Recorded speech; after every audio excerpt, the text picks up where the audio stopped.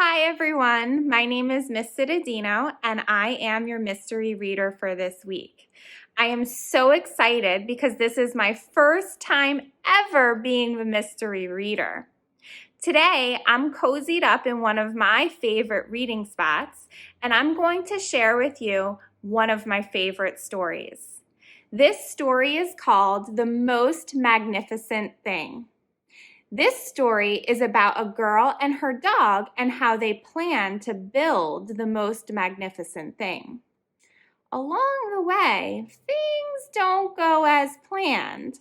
So we're going to read today to find out how they reached their goal. The Most Magnificent Thing, written and illustrated by Ashley Spires. There is a regular girl and her best friend in the whole wide world. They do all kinds of things together. They race, they eat, they explore, they relax. She makes things. He unmakes things. One day, the girl has a wonderful idea. She is going to make the most magnificent thing. She knows just how it will look. She knows just how it will work. All she has to do is make it. And she makes things all the time. Easy peasy. First, she hires an assistant. Next, they gather their supplies. They set up somewhere out of the way and get to work.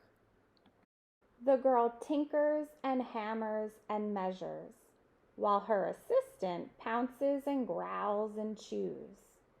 When she is finished, she steps back to admire her work. She walks around one side. Her assistant examines the other side. It doesn't look right. Her assistant picks it up and gives it a shake. It doesn't feel right either. They are shocked to discover that the thing isn't magnificent or good. It isn't even kind of sort of okay. It is all wrong. The girl tosses it aside and gives it another go. She smooths and wrenches and fiddles. Her assistant circles and tugs and wags. When she is finished, she stands up and takes a long look at it. Her assistant gives it a nudge with his paw. The thing is still wrong. She decides to try again. The girl saws and glues and adjusts. She stands and examines and stares. She twists and tweaks and fastens. She fixes and straightens and studies. She tries all different ways to make it better. She makes it square, she makes it round, she gives it legs, she adds antenna. She makes it fuzzy, she makes it long, short, rough, smooth, big, small. One even smells of stinky cheese. But none of them are magnificent. Her hard work attracts a few admirers, but they don't understand.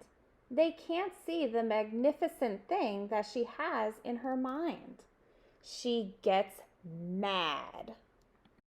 The angrier she gets, the faster she works. She smashes pieces into shapes. She jams parts together. She pummels the little bits in. Her hands feel too big to work, and her brain is too full of all the not right things. If only the thing would just work. Crunch! The pain starts in her finger. It rushes up to her brain, and she explodes. It is not her finest moment. I'm no good at this. I quit. Her assistant suggests a walk. It's not much help at first, but before long, she starts to feel different. Bit by bit, the mad gets pushed out of her head. As they stroll along, she comes across the first wrong thing she made. The bad things are about to start all over again. Then she notices something surprising. There are some parts of the wrong things that are really quite right. The bolts on one, the shape of another, the wheel to seat ratio of the next. There are all sorts of parts that she likes. By the time she reaches the end of the trail, she finally knows how to make the thing magnificent. She gets to work.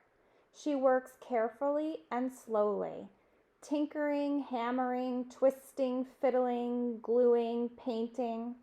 Her assistant makes sure there are no distractions. This is the perfect thing to ward off bears. This will stop that leak. This one's all wet. The afternoon fades into the evening. Finally, she finishes. She alerts her assistant. The pair take a good, long look. It leans a little to the left, and it's a bit heavier than expected. The color could use a bit of work, too, but it's just what she wanted. They climb aboard and take it for a spin. They are not disappointed. It really is the most magnificent thing. I hope you enjoyed the read aloud just as much as I did. Just like in the story, when the girl gets frustrated or upset, she found a way to overcome her frustration and make the most magnificent thing.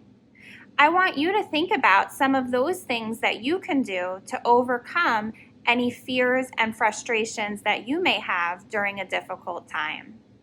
Bye, boys and girls.